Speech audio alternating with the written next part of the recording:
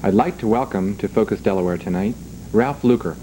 He's originally from Kentucky, and he's an ordained minister who earned his doctorate at the University of North Carolina at Chapel Hill, where he later taught history and religion.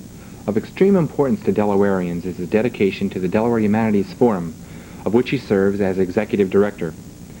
It's a nationally endowed organization that last year extended $200,000 in grant monies to 181 qualifying humanities organizations in our state.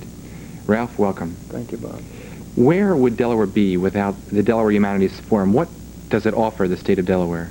Well, without the Delaware Humanities Forum, there would be a large gap in public programs in the humanities for the adult out-of-school audience.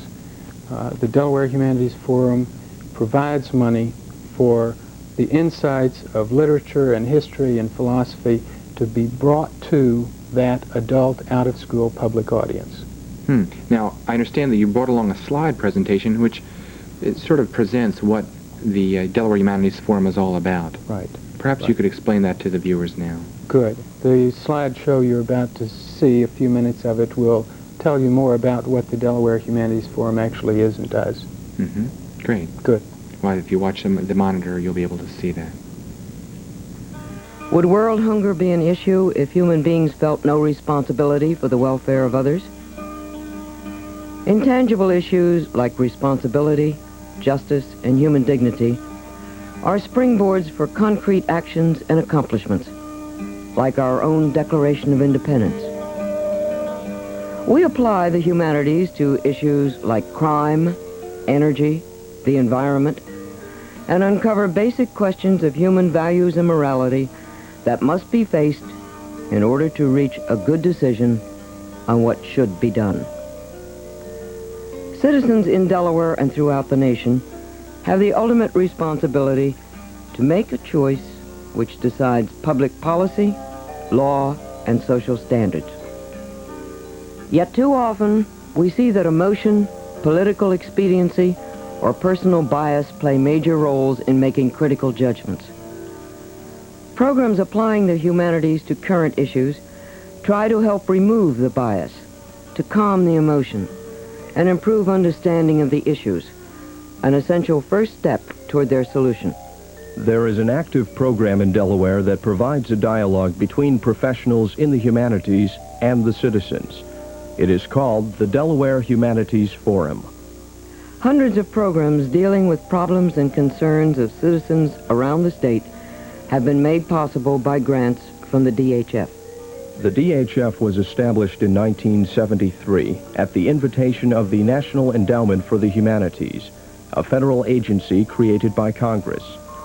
In every state, the program is designed for out-of-school adults who otherwise would have little opportunity to exchange ideas with humanities professionals. The Delaware educators who agreed to establish the forum saw this as a challenge and an opportunity to help Delawareans make informed decisions on complex issues. At the same time, academics were offered the chance to apply their learning to practical problems, to broaden their own understanding through deeper community involvement. Under a full-time director and a statewide council, the DHF began providing a new kind of dialogue on public policy questions.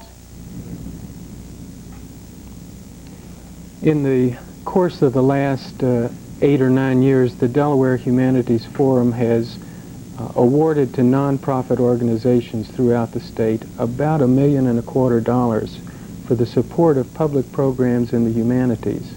And we feel that's been an important service to the state of Delaware. Well, that's a record to be proud of. Ralph, as an ordained minister, how did you become involved with the Delaware Humanities Forum? Did you lose your congregation or something? No, I didn't lose my congregation. I was teaching at college before I came to Delaware, and I've been interested in public programs in the humanities and thought that I would be interested in pursuing that, and I like the Wilmington area very much. What are some of the kinds of dialogues that you've been able to generate support for? A whole range of public programs in the humanities having to do with public policy issues as well as issues in the humanities themselves. Programs having to do with literature, history, philosophy, and issues in public policy.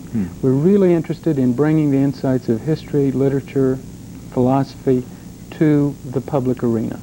Are there any film projects that you're involved in? Currently, we're doing 3 film projects. The major project that the Forum itself is sponsoring is A History of Lewis, Delaware, which will be celebrating its 350th anniversary this year. That sounds like a very worthwhile endeavor. What about the future of your funding organization? Do you think Ronald Reagan's presidency is going to continue to support your organization? Yes, we do. We have no reason to think that the National Endowment for the Humanities is going to suffer under the new regime. We expect it to thrive. Good. Well, where can the viewers contact you for information? Our offices are at the Goodsday Center, 2600 Pennsylvania Avenue, here in Wilmington, and the telephone number is 738-8491. 738-8491. I want to thank Ralph Luker from the Delaware Humanities Forum for coming on our show, and invite you to stick around after these few messages. I'm looking forward to spending the evening with you.